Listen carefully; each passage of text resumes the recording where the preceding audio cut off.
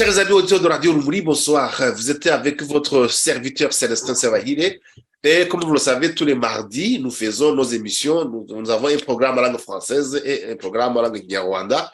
Et ici, nous commençons notre programme en langue française où nous allons aborder les sujets qui concernent la région des Grands Lacs, en particulier le Rwanda, évidemment, et la RDC.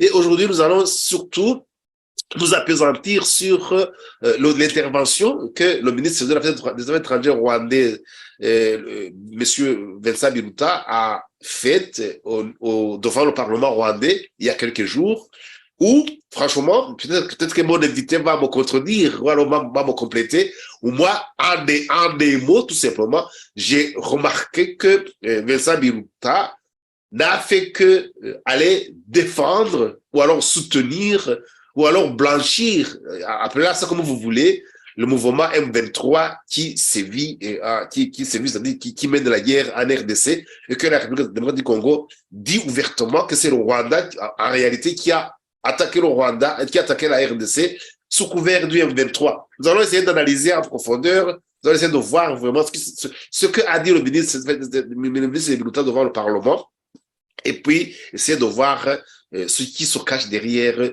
cette intervention. Et nous essayons de parler aussi brièvement de la visite du pape François en RDC. Vous savez qu'aujourd'hui, le 31 janvier 2023, le pape François, le pape François qui est à la tête de l'Église catholique au niveau mondial, est en train d'effectuer une visite officielle en RDC. C'est une visite qui a été suspendue normalement, qui avait été ajournée, je veux dire, parce que normalement, elle devait avoir lieu au mois de juillet de l'année passée, mais suite justement à l'insécurité qui sévit à l'est de la RDC, on a dû reporter cette visite à plus tard, et ce plus tard, c'est maintenant aujourd'hui. Donc, le pape François a commencé sa visite aujourd'hui en RDC, et nous allons essayer justement d'analyser ce qui se cache les retombées, ou alors les conséquences, ou alors ce qu'on doit attendre de cette visite qu'effectue le souverain pontife en RDC. Nous allons essayer de parler de des sujets d'autres aussi, de la guerre à l'est de la RDC, justement parce que la guerre continue là-bas en RDC. Donc, qui dit RDC dit la région des Grands Lacs, et surtout que ça implique le Rwanda, comme je viens de vous le dire, au sujet de l'intervention du ministre Biruta devant le Parlement rwandais. Et pour aborder ces trois sujets que je viens d'évoquer, je suis avec notre invité du mardi, invité qui vous était habitué, à savoir monsieur l'ambassadeur Jean-Marie Vianney-Gijimana, qui va essayer de nous aider à décortiquer tous ces sujets. Monsieur l'ambassadeur, bonsoir. Salut, bonsoir chez vous, là-bas en France, monsieur l'ambassadeur. Bienvenue. Bonsoir, cher frère Célestin Servahile, bonsoir à tous nos auditeurs et téléspectateurs. Vous venez d'annoncer les sujets que nous aborderons, c'est des sujets très graves. Comme vous l'avez dit, il y a le sujet sur l'intervention du ministre Biruta devant le Parlement, et puis les déclarations qu'il a faites et celles de notre Parlement national. Et puis la situation en RDC, la visite du pape et tous les autres éléments qui concernent la sécurité dans l'est de ce pays, de la République démocratique du Congo. Donc je suis à vous pour essayer ensemble de décortiquer effectivement tous ces événements afin que nos téléspectateurs soient satisfaits de notre prestation en termes de contenu. Ce n'est pas la prestation physique, ce n'est pas ce que nous pouvons représenter comme personne ou pas, mais c'est surtout le contenu de notre discours. Oui. Voilà, je suis donc à votre disposition. Et je ne sais même pas par quel coin je vais commencer, moi, par quel bout je vais commencer cette émission d'aujourd'hui, parce que il y a des sujets vraiment actuels, c'est d'actualité. J'aimerais quand même commencer par parler, parce que tout sera, je pense que nos émissions vont tourner autour de la sécurité dans la région. Parce que si nous parlons de la visite du pape, si nous parlons de l'intervention du ministre des Affaires étrangères devant le Parlement, tout est lié à la sécurité dans la région. Est-ce que je suis sûr que vous suivez au jour le jour l'évolution de la situation sécuritaire à l'est de la RDC est-ce que vous avez de nouvelles informations concernant l'évolution de la guerre? C'est la guerre, oui. Il faut vraiment dire les choses par leur nom. De la guerre qui sévit en RDC depuis bientôt, depuis l'année passée, en fait, non, depuis plus d'un an. D'ailleurs, il y a certaines régions qui sont occupées, qui ont été conquises par le mouvement M23, mais que le gouvernement congolais est parvenu à prouver que c'est le Rwanda en réalité qui est derrière tout ça, malgré tout ce qu'a dit M. Biruta, sur lequel on va revenir tout à l'heure. Mais est-ce que la situation, à ce moment où nous parlons, est-ce que vous auriez des nouvelles? Comment elle évolue pour le moment, monsieur l'ambassadeur? Je ne suis pas vraiment au courant de ce qui se passe dans les territoires sous contrôle du M23, RDF, c'est-à-dire l'armée rwandaise. J'essaie de suivre au jour le jour, évidemment, des informations qui nous parviennent à petites gouttes des habitants de cette région, c'est vrai. Comme vous l'avez observé, le gouvernement congolais communique de moins en moins parce qu'ils se sont rendus compte que le plus ils communiquent, le plus ils donnaient des informations à leurs adversaires, à leurs ennemis, et ça leur crée des problèmes. Je pense qu'ils ont compris. Donc, autant agir en communiquant le moins possible et agir, qu'on se le dise. Moi, selon les informations que j'ai, l'armée congolaise tient bon. C'est vrai qu'il y a des zones qui ont été conquises par le M23. Les chefs militaires congolais nous ont dit que c'était un retrait tactique, hein, je les crois. Ça existe dans toutes les guerres du monde. Il y a des moments où, pour sauver ses effectifs, il vaut mieux ne pas rester sur place, laisser l'ennemi entrer et puis agir ensuite avec plus de moyens, avec plus de coordination. Et c'est ce qu'ils ont donné comme information s'agissant de Kichanga, de Ruchuru et des autres zones environnantes. Et là, d'après les informations de ce matin, apparemment, il y a une contre-offensive qui a plus de succès que celle de la fois dernière. Et on peut penser vraiment que, avec toutes les pressions que Kagame a subies, et peut-être un peu d'inspiration divine, s'il croit à Dieu, il faudrait que le président Kagame du Rwanda, qui est à la base, à l'origine de ces guerres, il faut qu'il comprenne que ça ne peut pas continuer comme ça. Que les Rwandais, de toute façon, en souffrent tous les jours, que des Rwandais meurent. Nos jeunes militaires à l'époque, on l'appelait l'APR, aujourd'hui, c'est les RDF, Rwanda Defense Forces. Tous ceux qui meurent à Kichanga,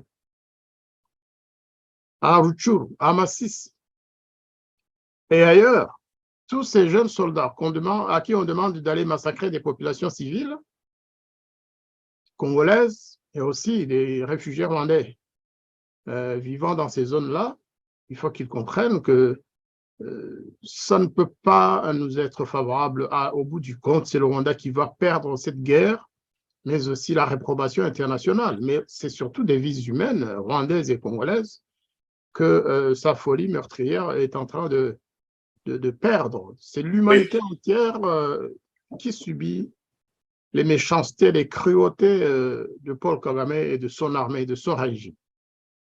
Oui, donc vous avez parlé justement de l'évolution récente, d'aujourd'hui d'ailleurs, des combats en RDC. Mais nous, les Rwandais, surtout nous Rwandais qui avons connu une guerre qui a duré plus de 4 ans, presque 4 ans, je veux dire, et qui s'est terminée par le génocide et puis la prise du pouvoir par le FPR à Kigali. Nous avons suivi toutes les péripéties de cette guerre-là, de 90 jusqu'à 94. Nous avons vu, lorsque j'essaie d'établir quelques similarités, de faire une petite comparaison entre la façon dont le FPR a mené la guerre chez nous au Rwanda depuis 1990 et la façon dont maintenant le FPR, oui, disons les mots, parce que ce n'est pas nous qui le disons.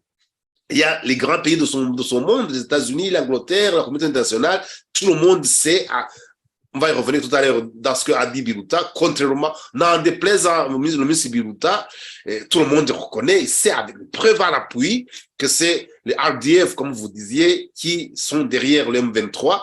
Donc, lorsque nous observons la façon dont le RDF d'aujourd'hui mène la guerre à l'est de la RDC, je pense qu'on peut établir certaines comparaisons, certaines similarités, parce que ils avaient cette façon de procéder, ce modus operandi, comme on dit, d'aller attaquer une région, de se retirer, de dire qu'ils se retirent, on va passer aux négociations, et puis après, mais alors que leur objectif primordial, c'était la prise de pouvoir à Kigali, mais pour le moment, c'est vraiment leur objectif non avoué, c'est la prise de pouvoir à Kinshasa. Est-ce que vous n'avez pas, vous ne pensez pas, vous n'avez pas peur, comme moi, en tout cas moi j'ai peur, que on assiste à la même façon de faire et qu'en disant qu'après 2-3 ans, on se retrouve avec le M23 à Kinshasa. Est-ce que vous ne partagez pas cette peur, monsieur l'ambassadeur? Non, pas du tout. Pas du tout. D'abord, lorsqu'il se battait contre le gouvernement du président Habyarimana et le Rwanda de manière globale, hein, c'est des gens qui se disaient « nous sommes des Rwandais, nous voulons rentrer chez nous ». C'était un mensonge parce qu'au départ, c'était des militaires ougandais qui, c'est vrai, avaient peut-être des raisons de revendiquer leur rapatriement, mais qui ensuite ont tout fait pour que le rapatriement volontaire n'ait pas lieu. Ils ont provoqué la guerre au moment où le gouvernement rwandais voulait les rapatrier. Et oui, ils les attendaient pour discuter et décider des modalités du rapatriement, parce qu'ils ne voulaient pas rentrer comme réfugiés, ils voulaient rentrer comme seigneurs et avoir le pouvoir à Kigali. C'est là que nous nous sommes trompés, nous. Alors qu'en l'occurrence, s'agissant de l'Est de la RDC, ce sont des étrangers qui, bien sûr, veulent jouer le même théâtre à travers les militaires, les rebelles terroristes du M23, qui se disent eux-mêmes des Congolais, mais pas des Congolais. Ils se disent d'abord Tutsis. C'est pas moi qui le dis, c'est le porte-parole, hein, les différents porte-paroles, sauf Willy Ngoma, qui est congolais, semble-t-il. Mais en tout cas, Canisius Karemera Munyarugero, lui, j'ai suivi plusieurs interviews qu'il a données à la presse rwandaise comme internationale, à la BBC. Il dit qu'ils se battent parce que les Tutsis sont maltraités au Congo. Et ils se battent contre les populations bantoues. Ils se battent pour sauver les Tutsis du génocide préparé par le gouvernement de Kinshasa, c'est ce qu'ils disent. Ils se battent pour sauver les Hema. Les Hema, comprenez que les Hema, c'est les Bahima, en fait, de l'Ituri. Quand ils disent Hema, Hima, c'est une sorte de... C'est un appel du pied à l'Ouganda, au président Museveni, à son fils surtout, qui tous les deux sont de Bahima. Donc, c'est pour leur dire, écoutez, nous avons notre cause juste, Museveni l'a répété, venez donc nous aider, laissez-nous faire. Laissez-nous tranquilles à Bunagana, nous allons sauver nos frères. Ils utilisent d'ailleurs souvent cette terminologie-là. Et donc, cet argument ne passe pas chez les Congolais. Les Congolais ne sont pas ceux que certains Rwandais imaginent. Hein. Ils ont compris le jeu. Et de toute façon, ils connaissent l'histoire du Rwanda. Ils connaissent les différents épisodes que la guerre du Rwanda précisément a traversé. Ils savent que c'est aussi par le mensonge, par la manipulation de l'opinion, par des subterfuges et par l'amour du crime, parce qu'ils tuent les gens au passage. Ils assassinent les populations congolaises. Je l'ai dit tout à l'heure. Ils tuent en disant « nous tuons parce que nous pensons que les Tutsis vont être génocidés ». Comprenez, ça ne trompe personne. Et de toute façon, même la communauté internationale, si elle était un tant soit peu honnête, elle le dirait. La communauté internationale, l'ONU, les différentes organisations régionales, continentales et autres, ont reconnu que l'armée rwandaise se trouve au Congo avec le parapluie. Je ne sais pas qui porte le parapluie, en tout cas. Le Rwanda et le M23, ça fait un. Donc, il faut qu'ils trouvent d'autres arguments, mais prétendre que les Bantous du Congo et de la région préparent un génocide contre les Nilotiques, ce n'est pas moi qui utilise ce terme, c'est eux, et que les Banyamulenge et les Batutsi et les Bahema, voilà l'objectif que le M23 poursuit, c'est de les protéger. Ça ne passera pas. C'est un mensonge de plus. Maintenant, pourquoi d'ailleurs la communauté internationale ne ferait pas une vraie enquête pour savoir dans quelle région, contre quelle population, au cours de quelle période ce génocide a eu lieu. Le génocide qui a eu lieu au Congo, on le connaît. c'est celui que l'armée patriotique rwandaise, à l'époque de la FDL, c'est celui que ces forces-là ont commis contre le peuple congolais entre le début de la guerre du Congo, 1996, et 2003, et qui a été documenté par le rapport Mapping. C'est ce génocide qui a touché aussi les réfugiés Hutus du Congo à l'époque, les réfugiés burundais dans le même pays, et les populations Hutus congolaises. Ce génocide-là, il est connu, il a été documenté dans un document de plus de 600 pages. Qu'aujourd'hui, on parle de génocide contre les Tutsis congolais de bonne foi sont les premiers à s'en étonner. Nous sommes tous en contact avec beaucoup de Tutsis du Congo, de Banyamulenge qui ne sont pas avec Paul Kagame, qui disent, mais attendez, nous ne sommes pas du tout l'objet de génocide dans notre pays. Nous sommes en paix avec nos frères congolais. Mais il se fait que parmi nous, il y a des Banyamulenge, il y a des Tutsis du Nord Kivu qui travaillent pour Kagame et avec lui. Et c'est eux qui inventent cette histoire de génocide contre les Tutsis du Congo. Il n'y a pas de génocide. Il n'y a pas de génocide au Congo. Nous allons y revenir tout à l'heure, justement, parce que j'ai écouté l'intervention de M. Biruta, le ministre des Affaires étrangères rwandais, devant le Parlement. Justement, il a semblé insister sur ce thème en disant que il ne faut pas rester les bras croisés devant le génocide qui serait être en train d'être commis par les FDLR avec l'armée congolaise et tout ça. Ça, on va y revenir dans notre deuxième sujet. Mais donc, vous avez bien fait vraiment de lever cet équivoque, parce que de ne pas mettre certains parallélismes, parce qu'on s'est rendu compte qu'au niveau de la diplomatie rwandaise, par exemple, lors de l'attaque du FPR, la diplomatie rwandaise vraiment a tâtonné, il n'a pas su expliquer le vrai problème, parce que le FPR avait une grande force de frappe diplomatique et leur cause passait beaucoup mieux que ce qu'expliquait le gouvernement rwandais d'alors.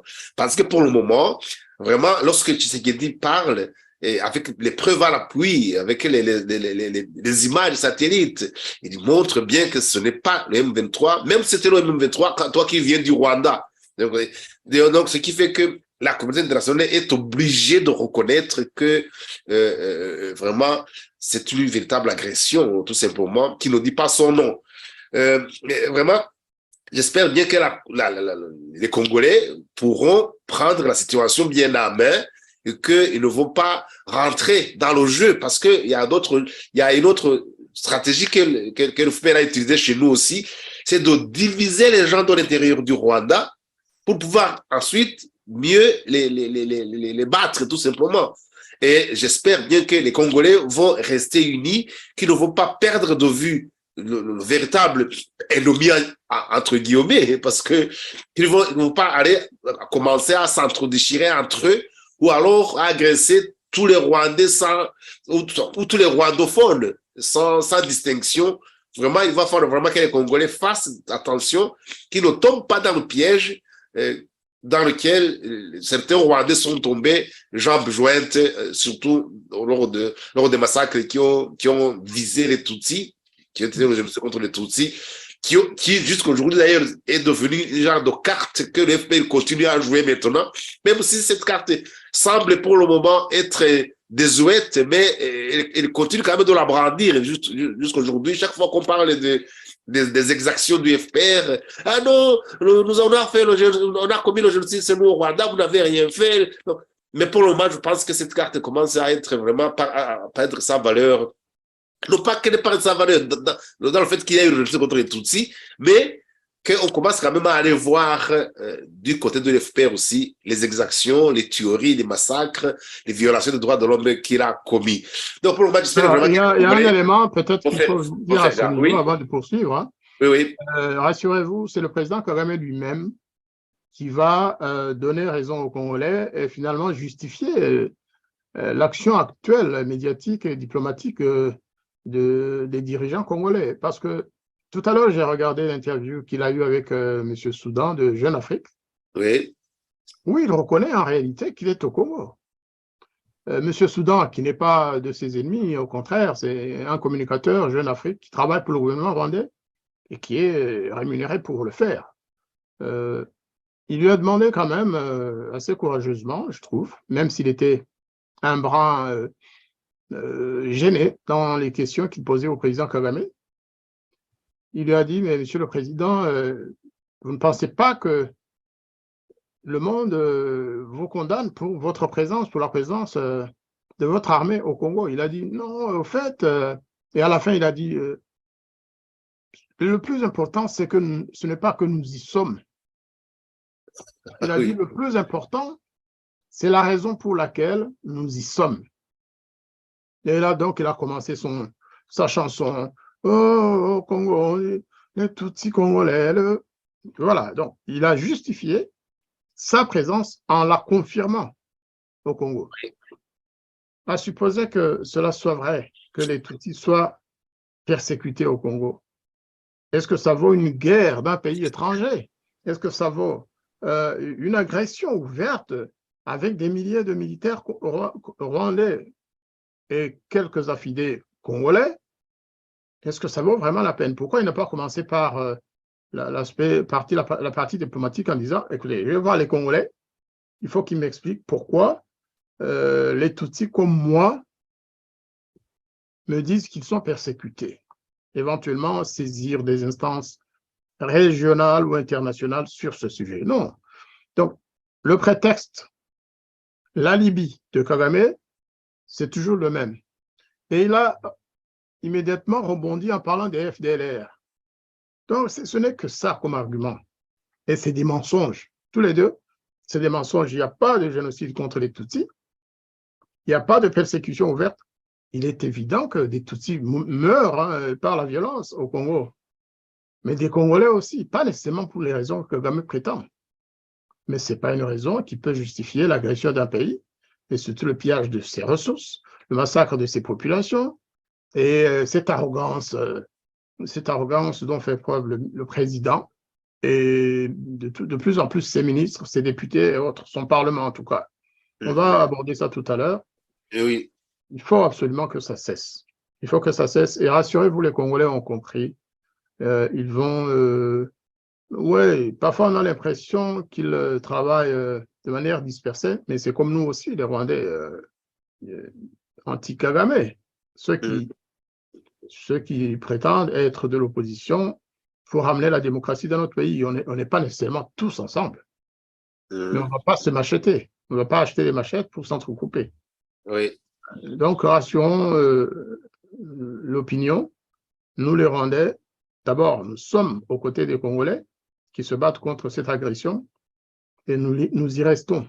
Et nous n'avons pas besoin de l'autorisation des Congolais pour le faire. C'est une voie que nous avons choisie en toute connaissance de cause. Voilà, je vous remercie. Voilà. Et je vous remercie de toutes ces précisions.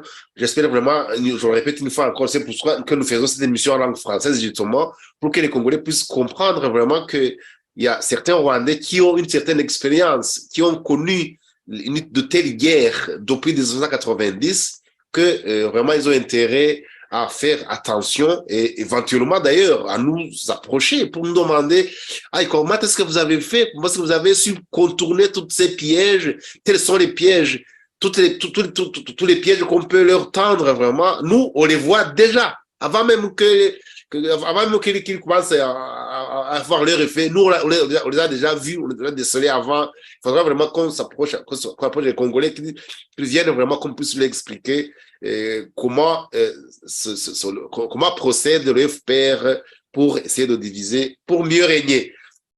Je pense que sur ce premier point au sujet de la sécurité en RDC, je pense qu'on va y revenir dans les autres points parce qu'ils sont, comme je l'ai dit, ils sont toujours liés. Les 3 points que nous allons aborder aujourd'hui sont toujours liés. J'aimerais peut-être, parce que pour laisser plus de temps au sujet de Biluka, qu'on l'aborde en 3e lieu, mais pour le moment qu'on revienne maintenant sur l'actualité, l'activité, vraiment le sujet actuel, c'est qui est en relation avec l'actualité, c'est la visite du pape, le Saint-Pontife qui effectue une visite officielle en RDC, comme je l'ai dit tout à l'heure. une visite qui a été suspendue parce que normalement, il devait avoir lieu au mois de juillet de l'année passée. Et pour le moment, il y a, suite à la sécurité en RDC, suite d'ailleurs au problème de santé du pape, on a dû le reporter. Mais même pour le moment, il va seulement rester à Kinshasa, alors qu'au départ, il devait aussi aller à l'est de la RDC, surtout vers Goma.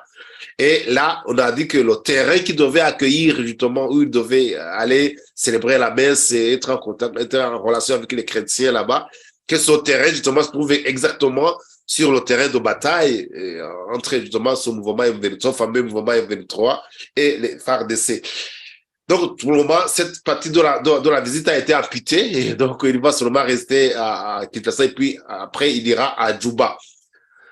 On aura 2-3 points à parler au sujet de cette visite, parce que j'ai vu que tout à l'heure, le pape a été reçu par les autorités congolaises, et en premier lieu par le chef d'État, M. Félix Tshisekedi. Il a aussi rencontré la société civile et d'autres hautes personnalités. J'ai entendu une petite partie, parce que j'allais entrer au studio quand j'ai écouté le discours du président Tshisekedi, qui a vraiment brossé la situation de la RDC, et qui a surtout mis l'accent sur la situation sécuritaire de la RDC, en mettant en exergue la raison pour laquelle la sécurité de la RDC est menacée, que c'est surtout pour venir piller les immenses ressources dont regorge ce pays. Et il a nommément, je dis bien, il a précisé, vraiment, on ne peut plus noir sur blanc, on peut aller écouter son discours. Malheureusement, je n'ai pas su relever la partie de son discours où il précise que pour le moment, la sécurité à l'est de la RDC est menacée directement par le Rwanda. Vraiment, il n'est pas passé par les voies, le langage diplomatique comme vous qui avez travaillé dans la diplomatie. Non, il n'a pas mâché ses mots. Il a dit que la sécurité à la RDC est menacée par le Rwanda. Je ne sais pas si vous avez fait, ça c'est vraiment facile de parler de cette visite du pape, surtout qu'on a vu que les cardinaux, il y a beaucoup de cardinaux qui sont venus accueillir le pape, ce qui est normal, dont notamment notre seul cardinal rwandais, le cardinal Kambanda, qui était là, et d'autres cardinaux, évidemment le cardinal congolais aussi, qui récemment avait tenu, je l'ai entendu à plusieurs fois, vraiment lui aussi qui comprend la question de la sécurité de RDC, qui sait, lui non plus qui ne marche pas ses mots, et quand on attend le discours du cardinal congolais et du cardinal rwandais, ils sont vraiment diamétralement opposés, parce qu'un soutient carrément, le Congolais soutient que c'est le Rwanda qui est en train d'occuper carrément. Et il a commencé à dénoncer cette situation il y a un certain moment. Et pour le moment, quand on parle du cardinal Kambanda, lui, il dit que non, il n'y a rien au Congo, il n'y a pas de massacre au Congo, il n'y a rien, il n'y a pas de Rwandais au Congo. Donc, je ne sais pas comment le pape va arriver à continuer les points de vue de ces deux cardinaux. Ça, c'est vraiment du point de vue purement point de vue sécurité de la RDC. Mais on doit aussi essayer de voir le rôle de l'Église dans la résolution de ce conflit. Mais commençons par le début d'abord. Comment est-ce que vous avez vu la visite du pape? Comment vous interprétez, vous, monsieur l'ambassadeur, cette visite du Saint Pontife en RDC, monsieur l'ambassadeur? Bon, je ne ferai pas beaucoup de commentaires, mais j'ai quand même suivi cette visite depuis le début, depuis l'arrivée du pape à Kinshasa jusqu'au discours du président Tshisekedi et de celui du pape. Sur le plan d'abord, parce que le pape, il a deux chapeaux. Le pape, c'est un chef d'État, en même temps qu'il est le chef de l'Église catholique dans le monde. Mais c'est aussi quelqu'un qui a une vision qui va au-delà de l'Église catholique. Hein. Il est en très bonne relation avec les chefs des autres églises, l'Église orthodoxe, l'Église musulmane, l'islam, je veux dire, l'Église protestante et toutes les églises du monde. Je ne sais plus le terme qu'on utilise dans ce domaine-là, quelqu'un qui a une vision pan-religion. Vision œcuménique. Œcuménique, exactement. Et voilà, une vision œcuménique. C'est un terme qu'on n'utilise pas souvent et qu'on doit parfois se renouveler. Et donc, le pape, il a été vraiment reçu d'abord comme un chef d'État au premier sens du terme. Et les gens remarqueront qu'il est en chaise roulante. mais que cela ne l'empêche pas de visiter le Congo, puisqu'il avait reporté cette visite pour des raisons de sécurité. La sécurité, elle pose toujours un problème au Congo, mais à Kinshasa, non. Contrairement à ce que certains, moi y compris, avions exprimé comme peur, que Kagame, en tout cas, n'aille faire un coup à Kinshasa pour ternir cette visite du pape. Et donc, sur le plan politique, le pape a été bien reçu, et même dans son discours, il a été politique. Il a fait une déclaration assez politique. Mais côté le pape François, chef de l'Église catholique, il a aussi montré la ferveur des chrétiens congolais, une fois encore au-delà de toute religion. Parce qu'on a vu des catholiques, on a vu des gens de toutes les chapelles chrétiennes du Congo. Le Congo, il faut le dire, à Kinshasa déjà, vous le savez peut-être, il y a très probablement autour de 10 millions de chrétiens dans la ville de Kinshasa. Et ils étaient un peu partout. Et donc, oui, on dit que le Congo, la RDC, c'est le pays le plus catholique de l'Afrique. Ben bien sûr, et comme il est le plus francophone du monde, mais bon, c'est le pays le plus francophone, oui, ça c'est vrai. Oui. Et donc, le Congo a tous les atouts. Tous les atouts.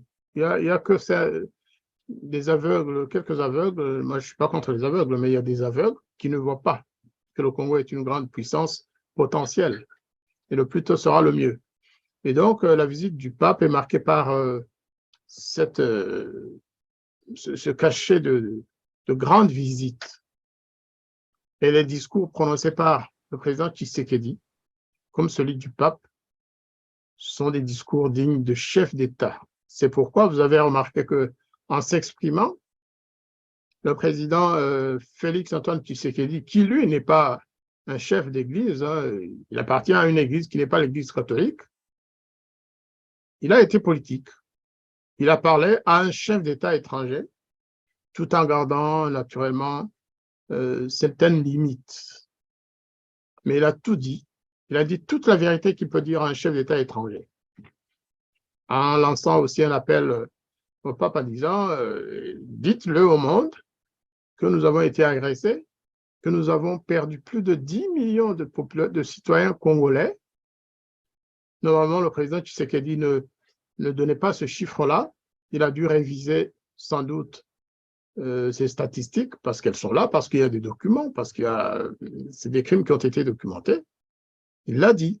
Le Congo a perdu plus de 10 millions de citoyens à cause des mêmes agresseurs. À cause des mêmes agresseurs, à cause du rôle du Rwanda, de Paul Kagame dans ces guerres. Moi, c'est ce qui m'a frappé. Vous avez bien fait de le souligner au début de notre entretien. Ensuite, il a parlé quand même au nom du Congo sur d'autres sujets.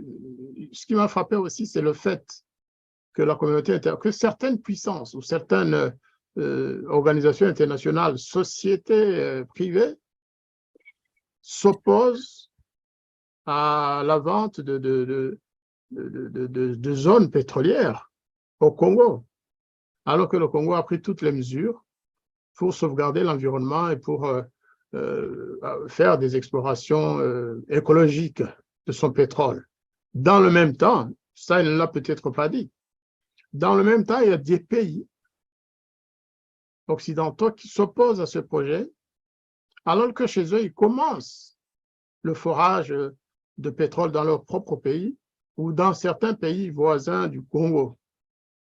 Alors, allez comprendre qu'un pays donné, européen ou autre, s'oppose au projet congolais de forage ou d'exploration pétrolière, pendant que dans le même temps, ces sociétés sont à pied d'œuvre dans un ou plusieurs pays voisins du Congo et font du forage dans plusieurs, hein, parce que quand vous allez au Congo-Brazza, il y a le pétrole, et on sait qu'il exploite. En Angola, il y a le pétrole, on sait qu'il exploite. Maintenant, en Ouganda, on sait qu'il exploite. Et ce sont souvent les mêmes pays qui disent aux Congolais, non, vous vous arrêtez, on verra ça plus tard. Mais attendez, non, ça suffit comme ça. Donc là aussi, le président Tshisekedi en a soufflé un mot, sans aller peut-être au fond des choses, parce que c'était un discours officiel. Oui. Mais il l'a dit, il l'a fait. C'est une bonne chose. Mais il a aussi, je retiendrai personnellement, l'insistance pour dire aux Congolais, nous tenons à notre souveraineté, à l'intégrité territoriale de notre pays, et nous allons ramener tout ce que les Congolais ont perdu dans cette guerre. Nous allons certainement récupérer ça. Et l'agresseur va quitter le territoire congolais et nous nous mobiliserons pour le faire. Et ça, c'est important lorsqu'on s'adresse à son peuple, mais aussi au pape. Le pape n'a pas mal réagi du tout. Il a réagi vraiment comme un chef d'État et aussi un père spirituel qui veut le bien des chrétiens et des catholiques congolais. Donc, c'est ce que j'ai retenu grossièrement. Et je pense que la visite va bien se passer et que... Alors, j'ai remarqué une chose pour dire où une telle visite peut être politique. J'ai signalé sur un tweet que notre cardinal, le cardinal Kambanda, était sur place aussi, parce que certains pensaient qu'il n'irait pas. Il y a même un journaliste qui l'a présenté comme un cardinal burundais. Moi, j'ai dit, en mettant la photo qui passait en direct, il y avait alors les Congolais, il y a un Congolais qui a dit, mais qu'est-ce qu'il vient faire chez nous? Qu'est-ce que les Rwandais cherchent chez nous?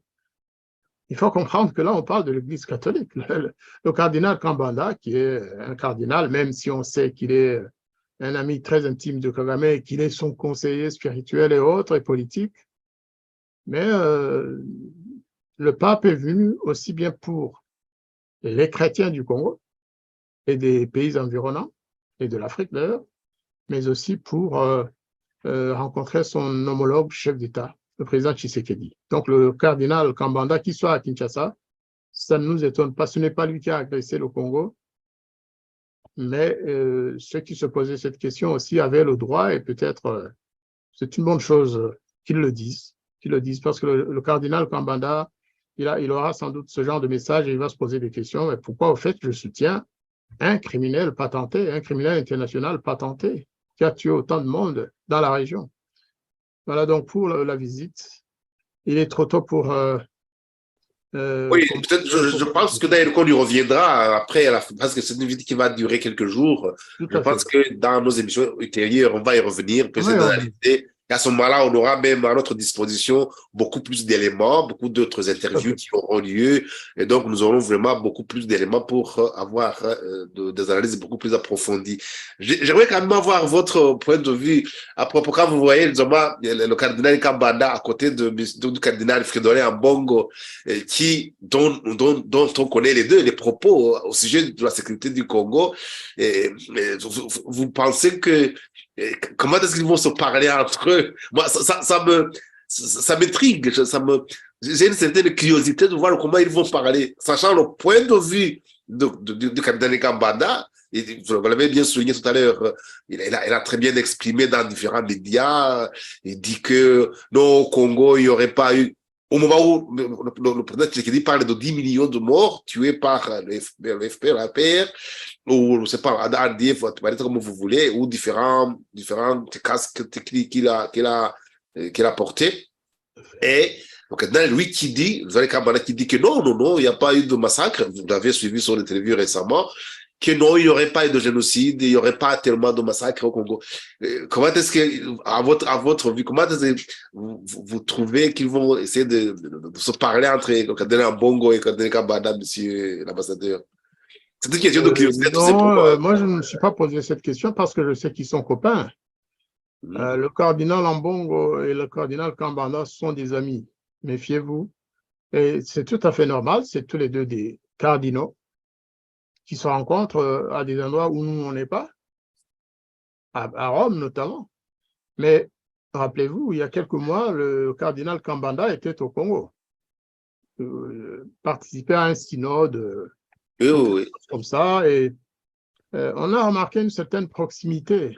D'ailleurs, on était inquiet d'écouter le cardinal Ambongo et les autres après ce synode. Parce que, est-ce que c'était l'influence de Kambanda? Il prêchait le dialogue avec un pays agresseur. Je n'ai pas bien compris ce que voulait dire le cardinal Ambongo, alors qu'en même temps, quelques temps avant, il avait dénoncé le projet de balkanisation, mais c'est son droit aussi de...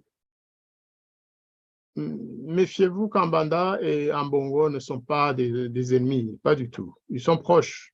Moi, c'est ce que je me suis laissé dire. Ils sont proches, ceci dit. Effectivement, lorsqu'on parle des intérêts du Congo, le cardinal Ambongo défend la souveraineté de son pays. C'est sûr. Oui, oui. Avec fermeté. Parfois, il fait aussi des discours à allure politique. C'est son droit aussi. Avant cette visite, déjà, il avait fait une déclaration où il opposait l'Église à l'État. Il avait donné une précision qui n'était pas tout à fait correcte.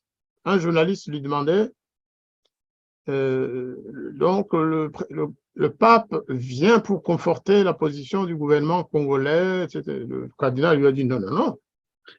Le pape ne vient pas pour le régime de Félix Tshisekedi. Il vient pour les chrétiens du Congo.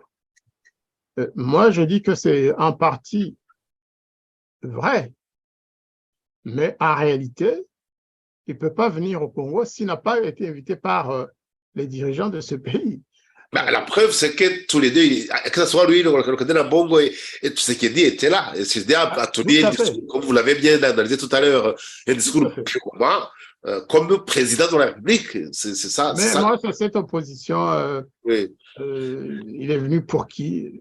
Non, c'est ça. Il a même oublié justement que le pape revêt deux casquettes. Et n'oubliez pas que le chef d'État, lui aussi, il est l'air de rien. Donc, c'est vraiment très délicat de parler de ce problème, mais c'est clair, c'est clair. C'est une invitation du Congo, du gouvernement congolais.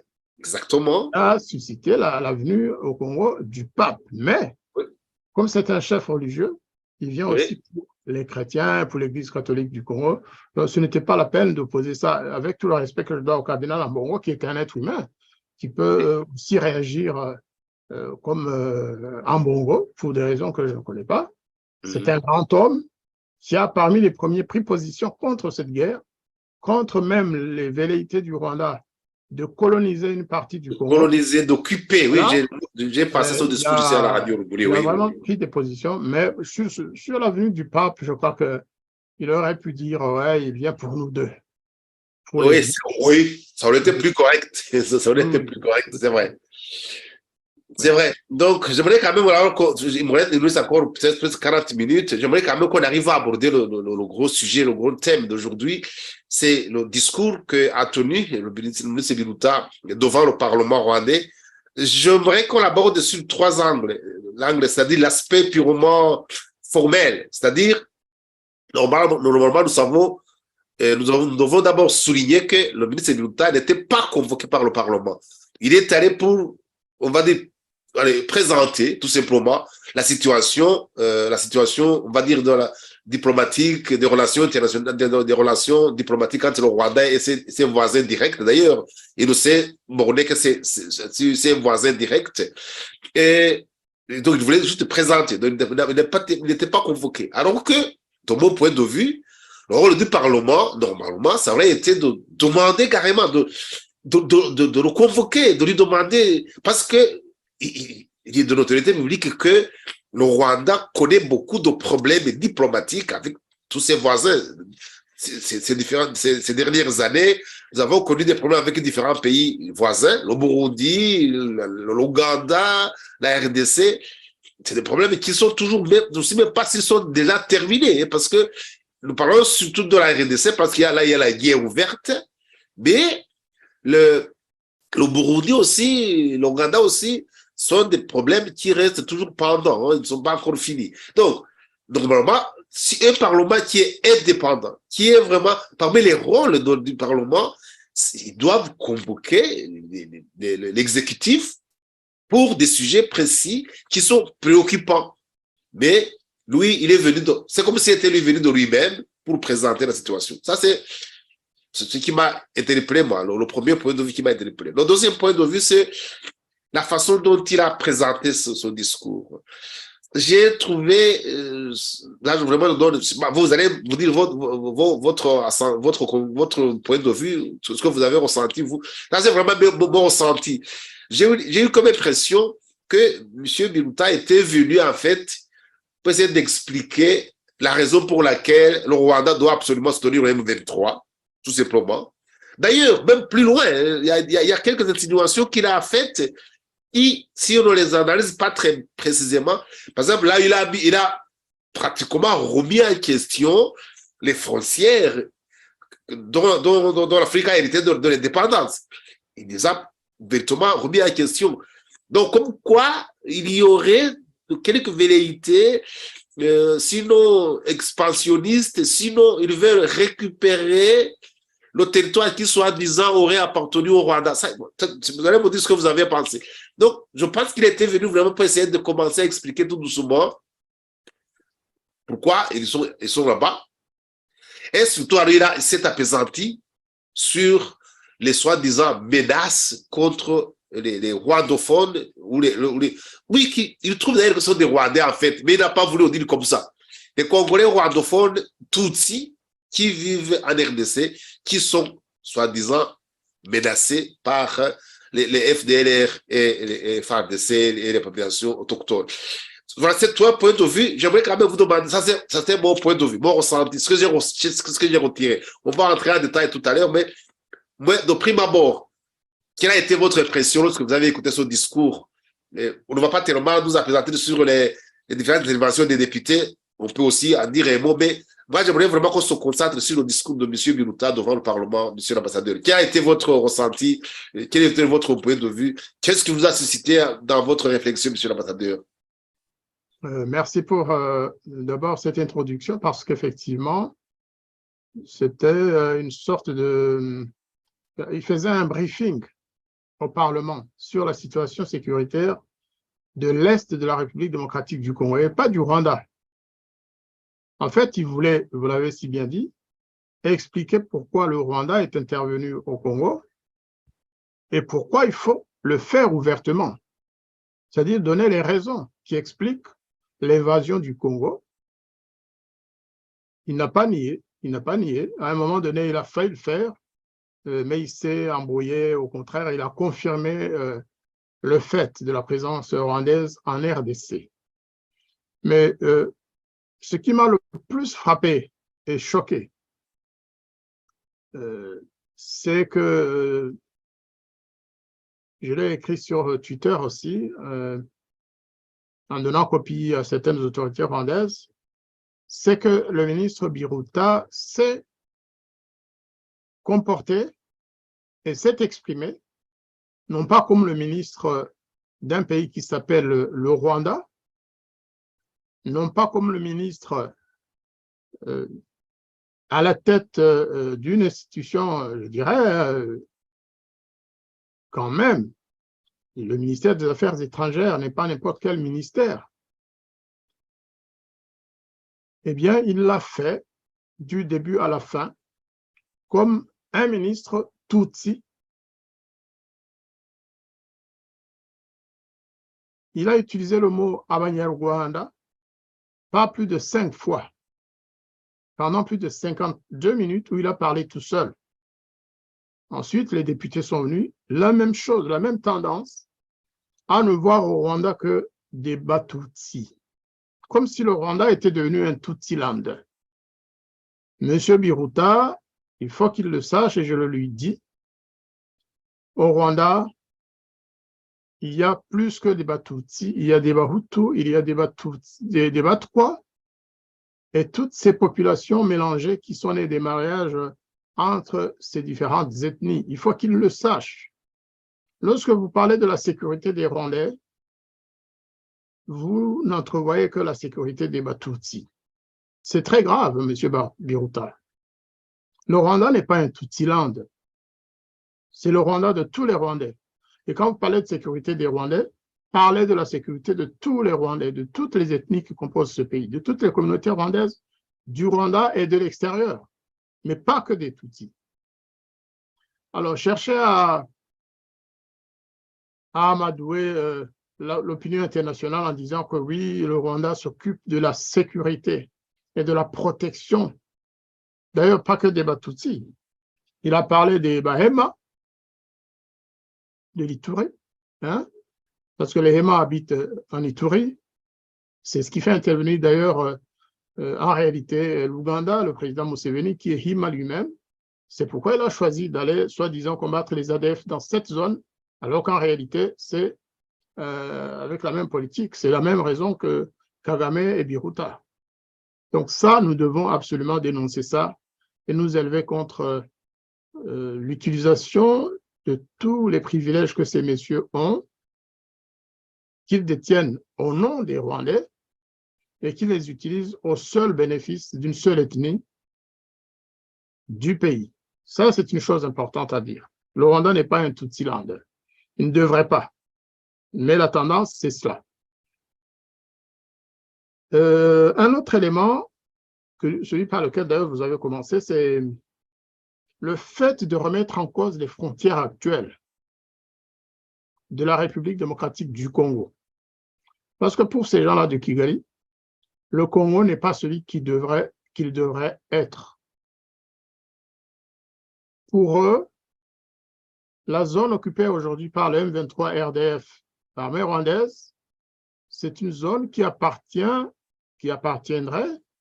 eux ils affirment qu'il appartient, c'est une zone qui appartient au Rwanda et qui a toujours appartenu au Rwanda. C'est un mensonge historique.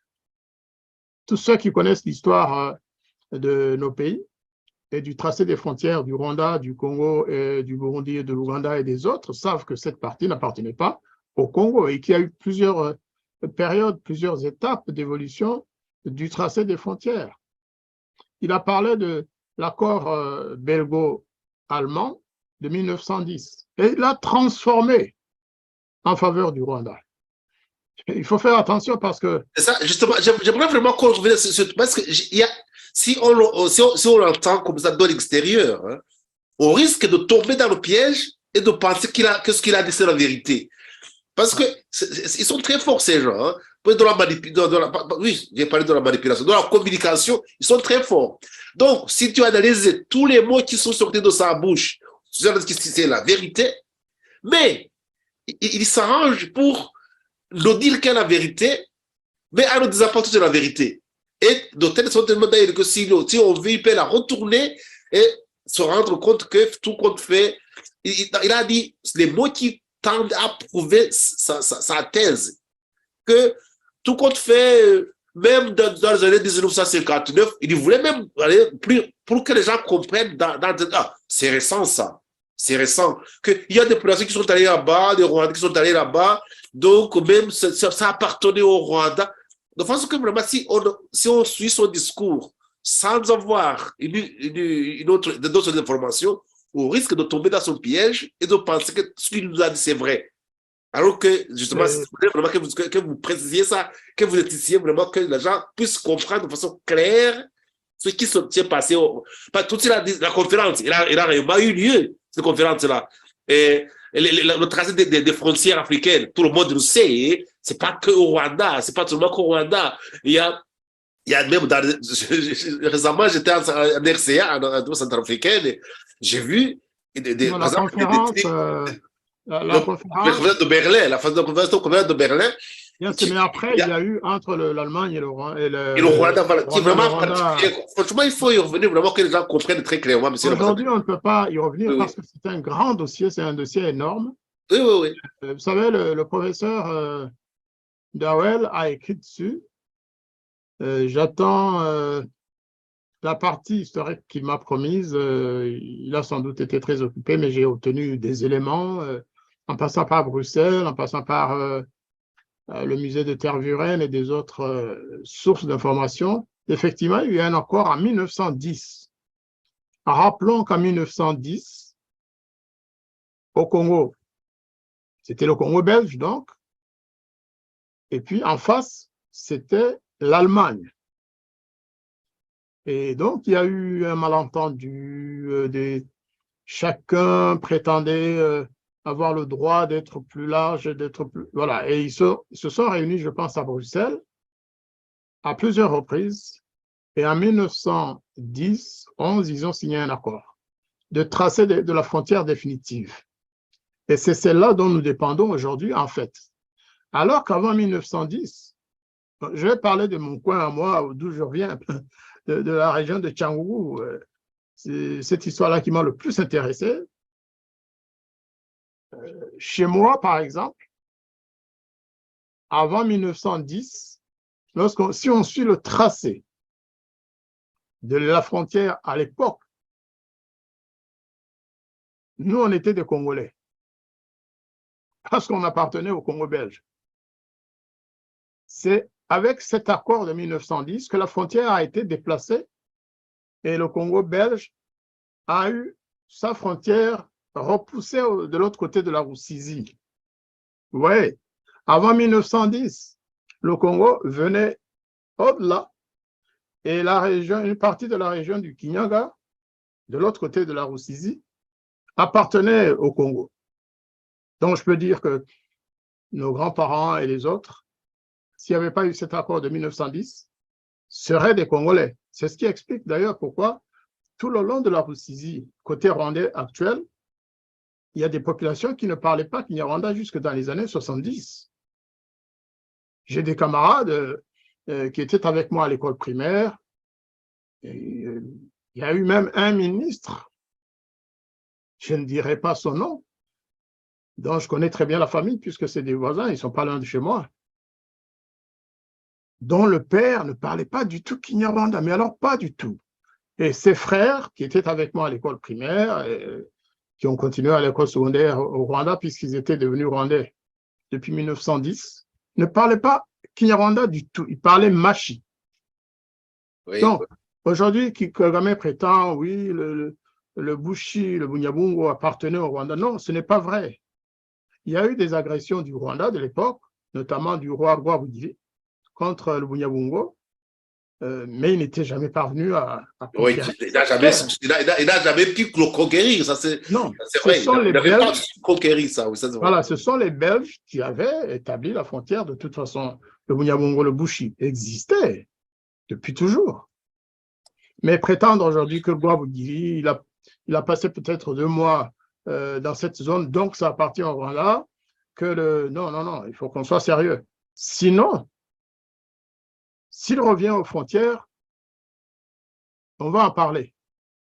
C'est-à-dire que des populations de Canggu qui n'étaient pas rwandaises à l'époque, il y a celle-là de la frontière, mais il y a aussi le Busozo et le Bukunzi qui n'appartenaient pas au Rwanda. Donc, elles aussi, elles peuvent aujourd'hui dire, nous ne sommes pas rwandais, pardon, nous avons le droit de choisir un autre pays.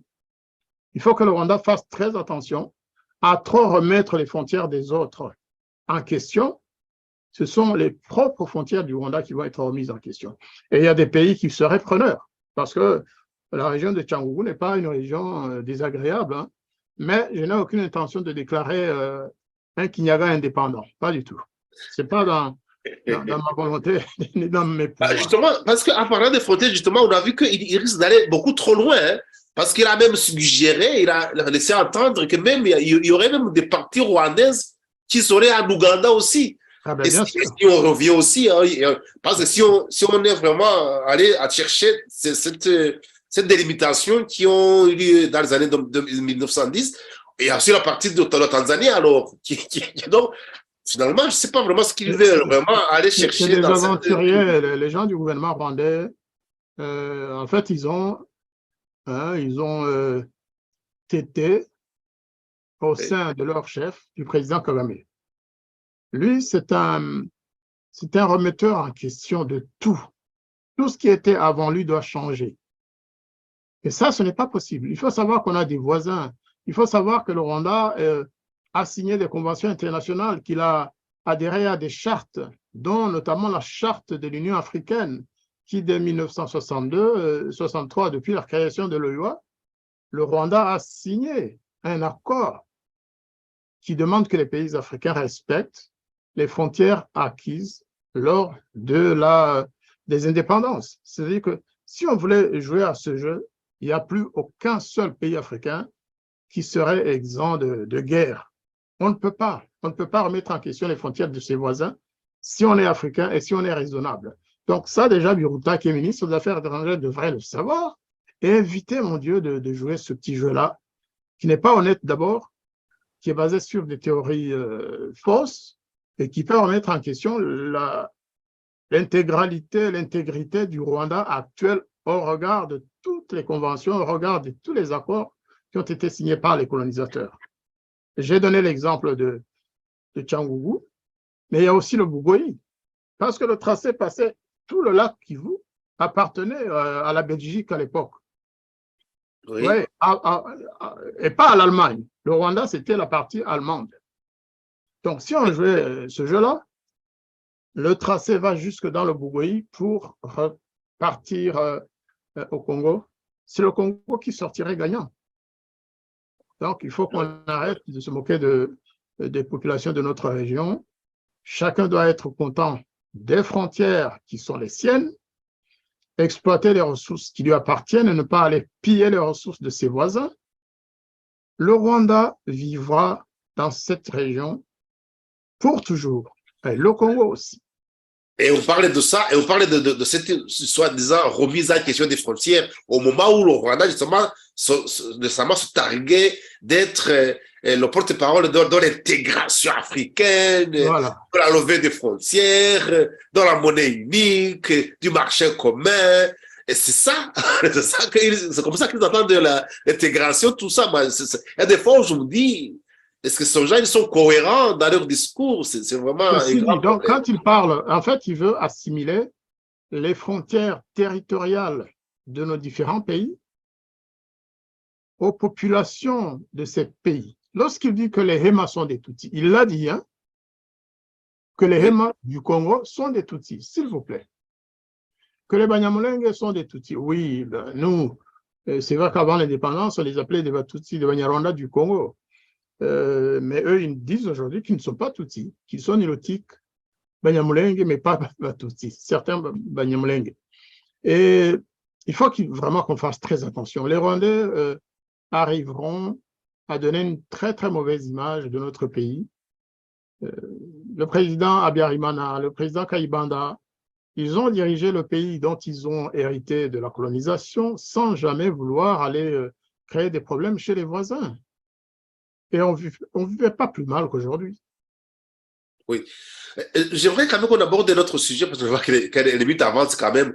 Le sujet où il a semblé suggérer que le Rwanda serait vraiment, quelque sorte, le garant de la sécurité de tous les Tutsis dans la région, parce qu'il en a touché un mot quand il a parlé du Burundi, mais il n'est pas entré en détail, parce que là aussi on peut aller, si on va y creuser, on va trouver beaucoup de problèmes là-bas, parce que lorsqu'il a parlé du coup d'État qui a failli réussir au Burundi en 2015, et d'ailleurs le coup d'État qui était de loin téléguidé de Kigali. La preuve, c'est que ceux qui ont fomenté ce coup d'État ont fui au Rwanda, ils sont toujours maintenant, d'ailleurs, jusqu'à présent, ils sont à Kigali.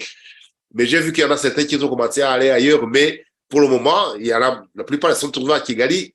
Ils doivent même continuer à organiser un genre de gens armés qui veulent aller reconquérir le pouvoir au Burundi. Mais en intervenant au Burundi, en organisant ce coup d'État au Burundi en 2015, ils avaient, je me rappelle bien, je pense que c'était encore le ministre Mushikiwabo qui avait dit que, oh, on ne va pas laisser les bras croisés devant le génocide qui va avoir lieu au Burundi contre les Tutsis.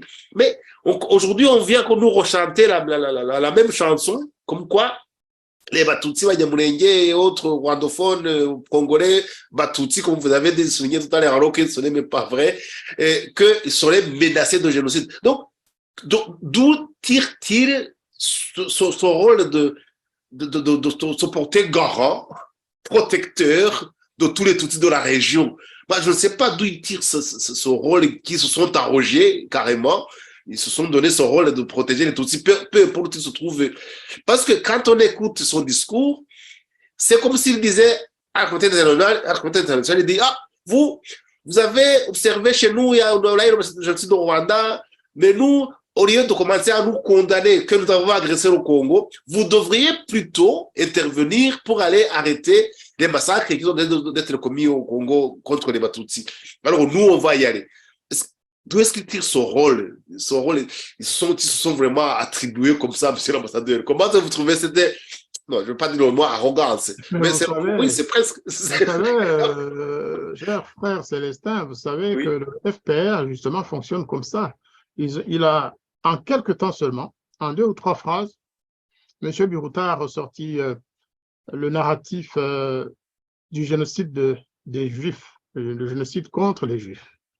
Il a recité de nouveau la phrase qui dit « plus jamais ça ».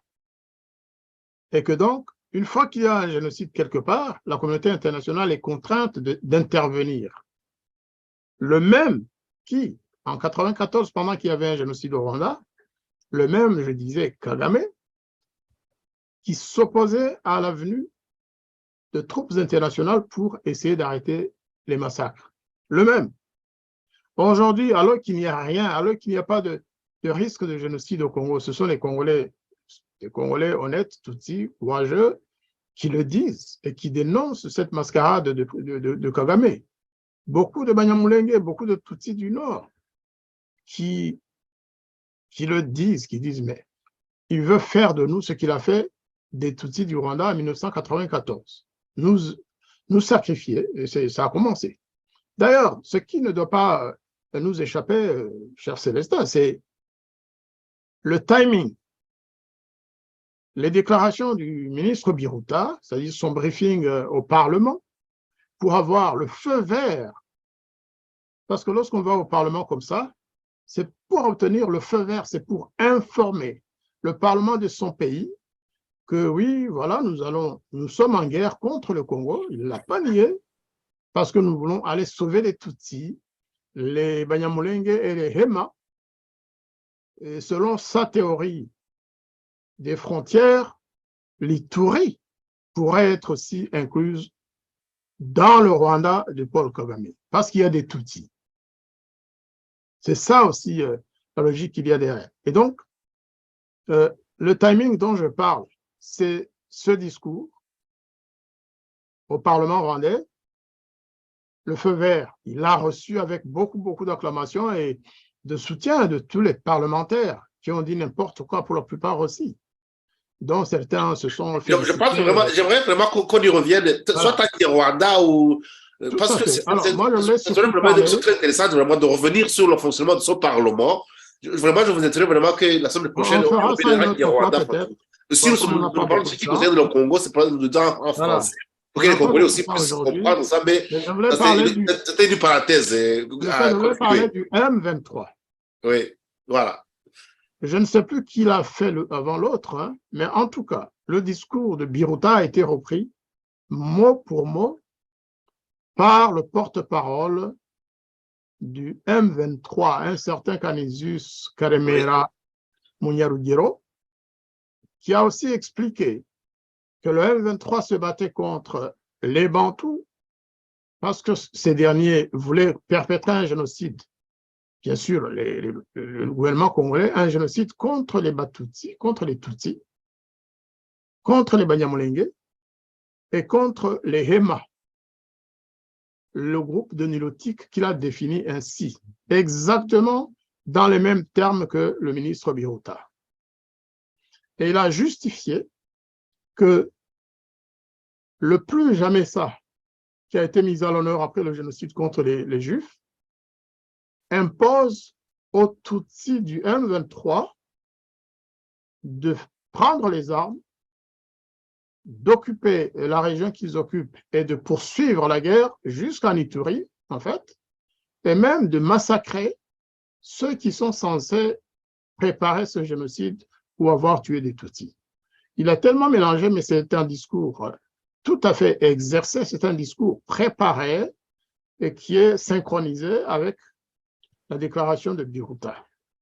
Il n'y a rien à se poser comme d'autres questions.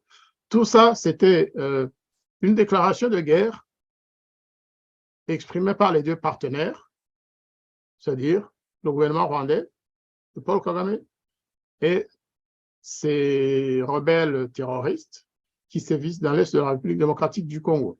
C'était instantané, c'était fait dans le même timing, avec le même discours, les mêmes termes et les mêmes justificatifs. C'est là que je dis. Et puis après, le discours de Kagame, plutôt l'interview de Kagame à Jeune Afrique, où il dit justement que on ne doit pas nous demander pourquoi nous sommes au Congo, on doit nous demander les raisons de notre présence dans ce pays, c'est-à-dire les persécutions contre les Tutsis du Congo. Lui n'a pas fait le distinguo, je pense, entre les Hema, les Batutsi et les Banyamulenge, mais il a dit, nous y sommes parce que les Tutsis sont persécutés au Congo et nous sommes fiers de le faire. Donc Oui. là aussi, je dis, le Ubwenge, comme on dit, notre Ubwenge, le Kinyarwanda Ubwenge a été complètement déformé et c'est devenu la culture du mensonge, en fait. Exactement. Mais ça leur réussit, ça leur a déjà réussi dans le passé, mais je pense qu'aujourd'hui, ça ne passera plus. Nous allons tout faire pour que cette politique d'agression, de vouloir devenir un Napoléon bis ou je ne sais pas quoi, Napoléon n'a pas eu tout ce qu'il voulait faire. Justement, vous abordez la question que je voulais vous poser en quelque sorte, parce que il se trouve, qu'est-ce qui se trouverait alors derrière? Parce que je pense qu'on a fait beaucoup d'émissions sur la radio Lumuri, sans soit Kinyarwanda en français, ce qui serait derrière cette agression, cette guerre qui s'est vue au Congo, parce que, c'est vraiment le ressouligner encore, pour que les Congolais qui nous écoutent puissent vraiment prendre conscience de ce qui se trame, de ce qui se prépare vraiment derrière. Parce que donc, si on, à part ce qu'on nous dit justement devant le Parlement, devant les journalistes, ce que le président Kagame dit devant les journalistes, ce que Biruta dit devant le Parlement, mais il y a quand même des raisons profondes, des raisons réelles qui sont derrière. Est-ce que vous pensez qu'il y aurait, il y aurait que les ressources minières qu'ils veulent exploiter, ou il y aurait peut-être aussi d'autres visées expansionnistes ou, je ne sais pas, conquérantes ou quoi? Il y aurait vraiment les raisons derrière. En deux, trois mots. Quelles sont les raisons réelles que vous trouvez qui se cacheraient derrière cette guerre, monsieur l'ambassadeur? Il y a les deux. Il y a les deux. Je pense que le président Tshisekedi l'a rappelé aussi, qu'il y a des visées certainement pour piller les ressources dans l'immédiat. Mais aussi, il y a, et on a commencé par ça d'ailleurs, il y a des raisons expansionnistes. Mais il y a autre chose que le ministre Biruta ou alors un de ses amis députés a utilisé. Ils ont parlé de moral obligation. Oui. Ils ont une obligation morale d'intervenir pour empêcher le génocide des Tutsis, des Hema et des Banyamulenge. Ouais, quand on commence à fabriquer ce genre de terminologie, moral obligation, ils ont une obligation morale, ils sont tellement humanistes qu'ils ne peuvent pas tolérer qu'un génocide se passe à leurs yeux, devant leurs yeux, et donc, on leur pose des questions après. C'est comme s'ils disaient, laissez-nous attaquer, agresser le Congo, occuper son territoire. Ce n'est pas ça qui compte. Ce qui compte, c'est que nous allons sauver nos frères Tutsi, Banyamulenge et Bahema. Et ça, évidemment,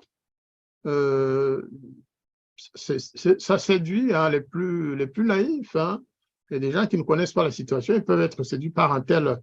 On se dirait, oh là là, c'est Clinton à l'envers. 94, Clinton a dit, je vous ai dit, les ambassadeurs, les représentants, n'utilisez pas le mot de génocide, je n'en veux pas. Et c'était à la demande de Kagame, rappelez-vous. Clinton l'a reconnu. Et aujourd'hui, il dit, ne me posez pas de questions sur ce que je fais au Congo, demandez-moi pourquoi j'y suis. C'est pour sauver des vies humaines. Et c'est là qu'il a sauté sur l'occasion, il a dit, et pour combattre les FDLR. Et le journaliste de Jeune Afrique, M. Soudan, lui a demandé, mais ce n'est plus une armée, comment il a dit, le terme qu'ils utilisent pour parler des FDLR, pour dire, est-ce que ces forces-là n'ont pas été vaincues? Kagame a dit, oh non, voilà. Il a contourné la question. Justement, quand on connaît les différentes interventions militaires qui ont eu lieu pour soi-disant chasser, tuer, massacrer, éradiquer, éliminer les FDLR, les différents rapatriements qu'il y a eu, les différents massacres des réfugiés qu'il y a eu, avec l'assentiment des autorités, soit de la RDC, notamment de Kabila. On se demande vraiment combien de FDLR restent encore en RDC, surtout si on sait que les FDLR qui ont fui le Rwanda dans les années 94, allez, on va dire la moyenne est de 20 ans, on va dire. Il a dû utiliser le terme résiduel. Voilà, résiduel, voilà, c'est ça. Et ça ne trompe personne. Hein. Et monsieur Soudan, en fait, quand il a posé la question, il a un de ses regards, parce que je le connais un peu aussi, il a un regard qui montre qu'il doute de ce que dit le président, mais en même temps, il ne peut pas lui poser plus de questions parce que… L'air de rien, cette journaliste, l'air de rien, malgré ce qu'on lui paye, il est quand même un journaliste professionnel, l'air de rien, mais il arrive difficilement on va dire, à biaiser. C'est à nous de comprendre entre les mots. Mais il a posé les bonnes questions. Bravo, Soudan. La prochaine fois, posez-lui plus de questions encore et oubliez le contrat que Jeune Africain avec M. Kagame. Le contrat de communication. Soyez que journaliste. Oubliez le contrat et tout se passera bien. Je ne suis pas en train de diffamer qui que ce soit parce que c'est la vérité. Je connais le dossier. Et d'ailleurs, ils ont le droit d'être en contrat de communication comme ils l'ont été aussi à l'époque de Habyarimana. Habyarimana aussi, oui. Jeune Afrique avait un contrat. Je n'ai jamais ouvertement critiqué ça, mais parfois ça peut amener un journaliste à ne pas tout dire, à ne pas poser les bonnes questions. Mais pour cette fois-ci, M. Soudan a posé vraiment de très bonnes questions à Kagame. Donc c'est à Kagame que nous devons nous retourner en disant vous avez menti, vous n'avez pas dit toute la vérité sur ce point, mais ce n'est pas au journaliste Soudan. Oui, je voudrais quand même qu'on aborde notre dernier point, vraiment le rôle de la communauté internationale, parce que M. Bilouta en a touché un mot d'ailleurs en disant il y a le MONUSCO qui est là depuis des années, c'est vrai, il n'a rien fait, et il a même allé jusqu'à souligner, notamment la défaite du M23 en 2013. Il a très bien expliqué comment le M23 avait été défaite par la force à ce moment-là de la SADC. Mais lorsque nous observons la façon dont ils ont commencé par attirer Tshisekedi dans la communauté de l'Afrique de l'Est, et ce qui fait que pour le moment, la SADC n'est pas très enthousiaste pour intervenir comme il l'avait fait en 2013. Et si, il se rend compte que les militaires qu'on devait mettre en place pour venir, on va dire, imposer la paix, c'est les militaires de l'EAC. Or, 2 des 5 pays de l'EAC sont agressés, donc sont belligérants, donc ils sont partis des gens qui agressent le Congo. Et vraiment, ce qui fait que le Tshisekedi vraiment se trouve le gouvernement congolais se trouve, entre guillemets, pris au piège. Parce que les forces armées qui, soi-disant, devraient venir assurer la sécurité, à mon avis, ne jouent pas leur rôle. Donc, il y a d'abord la MONUSCO, il y a les forces de la RDC, il y a les forces de l'Ouganda qui sont là, les forces du Burundi qui sont au sud. Comment est-ce que vous trouvez cette résolution, comment la contribution de la communauté internationale dans la résolution de la sécurité en RDC? Vous trouvez, c'est pas un imbroglio qui est difficile à comprendre, monsieur l'ambassadeur? C'est un imbroglio, effectivement, qu'il vaut mieux clarifier, je pense, de la part des Congolais. Oui. Enfin, du gouvernement congolais, parce que je n'aime pas mettre tous les Congolais dans le même panier. C'est le gouvernement congolais qui a l'obligation de clarifier tout ça. Mais c'est bien déjà qu'on ait demandé aux officiers rwandais faisant partie des observateurs. Je pense que c'était avec vous, avec Aloïse, qu'on avait remarqué cela, qu'on avait mis en cause cette présence sur des photos. On voyait un officier rwandais avec le drapeau, hein, et aux côtés du général Kenyan, lorsqu'il rencontrait le M23. Oui. On s'était dit, mais attendez, on risque d'avoir la même situation qu'à l'époque de Karaké, Karenzi Karake, qui était à la Minoire et qui influençait au quotidien cette dernière et qui a eu les moyens, les coudées franches, hein, pour espionner l'armée nationale, pour créer un réseau d'espions, parce qu'il était, avant d'y aller, il était chargé de la DMI ou quelque chose comme ça.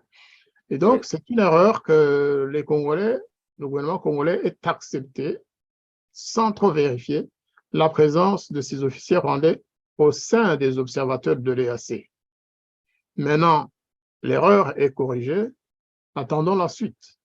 Et ce que je voulais, avant qu'on passe sur un autre sujet, cher ami Célestin, c'est l'allusion à Wagner. Ah oui, vous avez vu ça de le souligner. Le ministre Biruta a mis en cause la présence de Wagner, d'ailleurs sans preuve aucune, que les Congolais travaillent avec les mercenaires, que Wagner, que ceci, que Wagner, cela. Mais M. Biruta, M. Kagame, si on vous demandait ce que vous faites en République centrafricaine avec Wagner à côté, puisque vous collaborez, vous coopérez avec Wagner, pourquoi vous ne vous posez pas les mêmes questions lorsque vous êtes en Centrafrique, lorsque vous travaillez pour le même patron, le président Touadéra, et vous venez essayer de faire la leçon aux Congolais pour une présence Wagner qui n'est même pas vérifiée. Alors qu'en Centrafrique, c'est tout à fait admis. Wagner existe, même s'ils disent que le rôle qu'on leur prête n'est pas le bon. Après tout, ils sont invités par le gouvernement centrafricain. Ils ont été invités, ils ne sont pas venus comme le Rwanda est allé au Congo. Ils n'ont pas agressé la Centrafrique. C'est la Centrafrique qui les a invités. On peut être d'accord avec cette décision ou contre cette décision, mais le Rwanda n'est pas le mieux placé pour parler de Wagner. Ils coopèrent avec Wagner au quotidien. Ils n'ont jamais dénoncé Wagner en Centrafrique parce qu'ils travaillent ensemble. Donc, qu'ils cessent de vouloir utiliser une carte qui est vieillotte, qui est déchirante. Oui, vous avez très bien fait vraiment, vous avez très bien fait de souligner ce fait parce que je l'avais noté quelque part qu'on allait en parler, mais vraiment vous avez très bien de soulever maintenant parce que cette sorte d'hypocrisie, tout simplement. Exactement. Il parle non, il n'a même pas parlé des mercenaires qu'on a vus, mais il travaille ouvertement avec Wagner en Centrafrique. Et non, c'est vraiment aberrant, c'est malheureux de la part des ministres des Affaires étrangères. C'est la culture du mensonge que le gouvernement de Kagame a fait sienne, malheureusement. Et cela est marqué sur le front de tous les Rwandais aujourd'hui dans le monde, parce que le FPR a popularisé cette culture, parce qu'aujourd'hui encore, surtout s'agissant du Congo, c'est le narratif qui est servi à l'opinion par les autorités rwandaises. Nous sommes là pour démentir, pour remettre les choses en place. Et je pense que tous les Rwandais qui aiment leur pays, comme je pense tous les Rwandais aiment leur pays, devraient poursuivre la lutte de la communication qui régularise l'image des Rwandais à l'étranger. Il ne faut pas que nous soyons tous mis dans le même panier que Kagame, s'agissant de cette approche de mensonge où on croit que c'est le mensonge qui régit le monde et c'est par le mensonge qu'on réussit. Donc, oui, j'aimerais vraiment que vous laissiez 2 ou 3 minutes pour parler de notre dernier point que vous aviez commencé à évoquer, justement, le fait d'avoir accepté qu'il y ait des militaires qui viennent, parce que nous avons vu que, tout à l'heure, nous avons parlé du Burundi, en passant, en 2015, nous avons assisté vraiment à un président qui a dit niet, qui a dit non catégorique. Nous ne voulons pas d'intervention des forces étrangères à notre pays. Nous allons gérer notre situation sécuritaire. On nous dit que nous sommes en train de faire une génocide contre les Tutsis. Ce n'est pas vrai. Venez observer, il n'y a pas de génocide, mais nous allons assurer nous-mêmes notre sécurité. Et il y est parvenu, on les met vraiment à tête haute. Et le fait vraiment que la RDC accepte ces différentes interventions militaires étrangères, est-ce que vous ne pensez pas que ça va fragiliser encore plus la façon, l'intégrité ou alors la force de la RDC pour pouvoir vraiment assurer l'intégralité de son territoire, monsieur l'ambassadeur? Je reviens à la notion de vérité, de mensonge. Oui. En fait, ce n'est pas seulement Louise Mushikiwabo qui avait fait cette déclaration, qui a commencé en 2014. 2015, c'était l'aboutissement du projet. Mais lorsque Louise Mushikiwabo a parlé d'un génocide en préparation au Burundi, c'était en avril, mai, elle l'a dit 2 fois, 2014. Et donc, le gouvernement burundais a dit, mais attendez, vous parlez de quel génocide? Qui va faire ce génocide? Contre qui? Et la chance du Burundi, et là aussi, c'est peut-être un modèle que nous devrions choisir. La chance du Burundi, c'est que ce pays est dirigé par toutes les composantes du pays, sur le même pied d'égalité, et ça a été décidé pendant les négociations d'Arusha. Dans le gouvernement, il y a un quota de Hutus, un quota de Tutsi, un quota de Batwa. Au Parlement, ils ont un quota pour toutes les ethnies du pays, et ils ne le font pas en cachette ou en essayant de... C'est écrit dans les accords. Vous avez remarqué que justement que quand le Rwanda a commencé à prédire un génocide contre les Tutsis au Burundi, il y a eu des réunions au Parlement. J'ai suivi ces débats parlementaires où les parlementaires burundais se levaient chacun à son tour en disant « je m'appelle tel, je suis Tutsi, voilà ce que je pense des déclarations du Rwanda ». Tous les Tutsis qui étaient au Parlement, ils ont dit « mais attendez, ils parlent de quel Tutsi? De quel Tutsi parle-t-on lorsqu'on dit qu'il va y avoir un génocide? Nous sommes des députés, les militaires, c'est 50-50. C'est ce qu'on ne dit pas. L'armée burundaise, la police, travaillent je massacre toujours ce mot, c'est la démocratie consensuelle qui fait qu'ils se sont répartis ces places dans l'armée, au niveau du commandement, et à tous les niveaux, ils ont dit, c'est vrai que parmi les coup-d'étistes, il y avait des Tutsis, la majorité, des gens proches de Buyoya, mais c'est vrai qu'il y avait aussi des Hutus. Le chef d'ailleurs... Ah oui, il y avait des Hutus aussi, oui. Godefroy, ça, on peut souvent de le souligner. Tout à fait. Et donc, les Tutsis du Burundi ont dit qu'on cesse de se mêler de notre problème à nous, les Burundais. Nous ne voyons aucun signe de génocide contre les Tutsis. Allez parler du génocide des Tutsis chez vous et laissez-nous tranquilles, nous, Burundais. Nous ne voulons pas boire de ce vin-là. Voilà.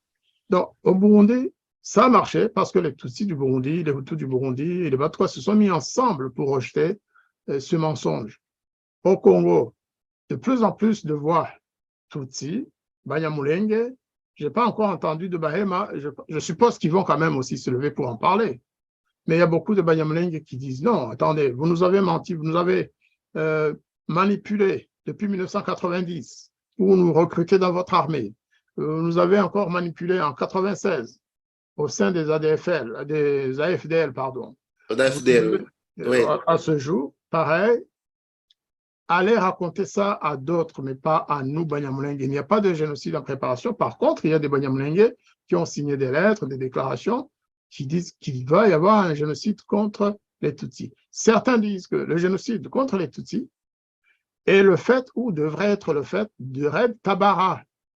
Red Tabara, qui est un groupe armé terroriste, pareil, burundais, envoyé dans le sud Kivu par Kagame, parce que les mêmes chefs des militaires qui voulaient faire un coup d'État en 2015 se sont retrouvés au Rwanda, et c'est ceux-là qui ont fait le recrutement de jeunes Tutsis dans les camps des réfugiés au Rwanda.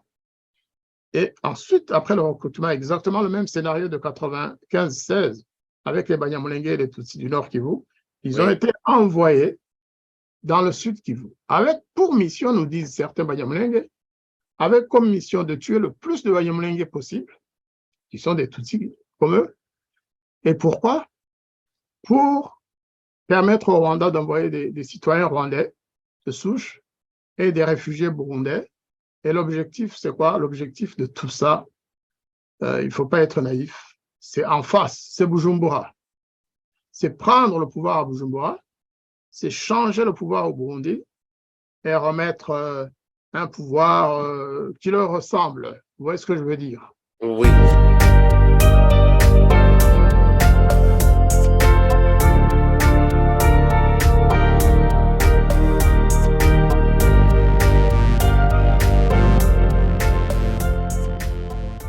Les habitants de mon pays ont désespérément besoin de la paix.